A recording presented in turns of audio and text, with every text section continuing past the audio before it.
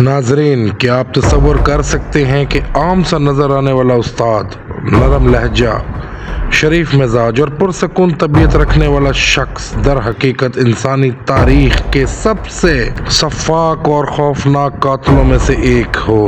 Andre چکاٹیلو، جسے رستو کا قصاب کے نام سے جانا جاتا ہے، اس نے سوویت یونین میں 1978 سے 1990 کے درمیان کم از کم 52 افراد کو بے رحمی سے قتل کیا۔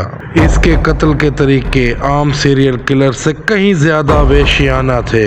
وہ اپنے شکار کو نہ صرف قتل کرتا بلکہ ان کے جسمانی اعضاء کاٹ کر کھا بھی لیتا تھا۔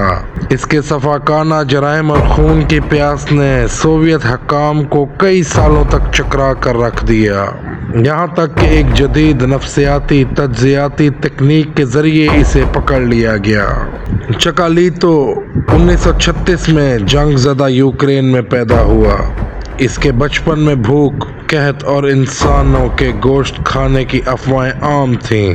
یہ کہا جاتا ہے کہ اس کے بڑے بھائی کو قحط کے دوران اغوا کر کے کھا لیا گیا تھا، جس نے چکاٹیلو کو ذہن پہ گہرا اثر ڈالا۔ چکاٹیلو نے اپنے پہلا شکار 9 سالہ یلینا زاکارووا کو ایک سنسان علاقے میں لے جا کر قتل کر دیا۔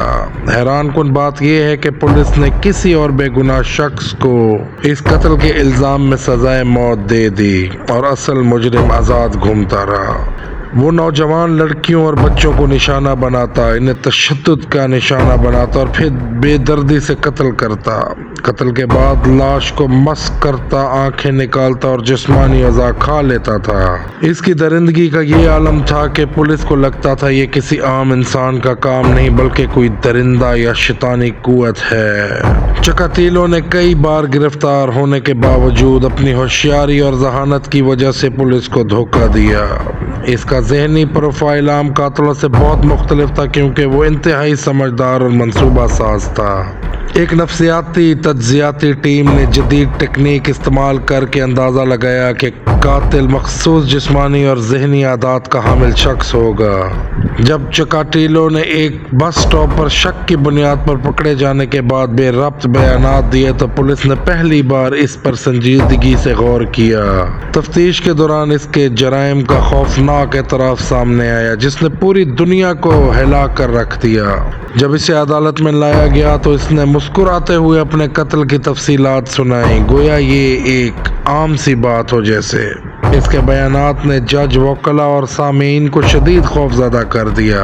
اسے فائرنگ اسکواڈ کے ذریعے سر میں گولی مار کر سزائے موت دی گئی، لیکن اس کے جرائم کی کہانیاں آج بھی دنیا میں سب سے زیادہ خوفناک قاتلوں میں شمار کی جاتی ہیں۔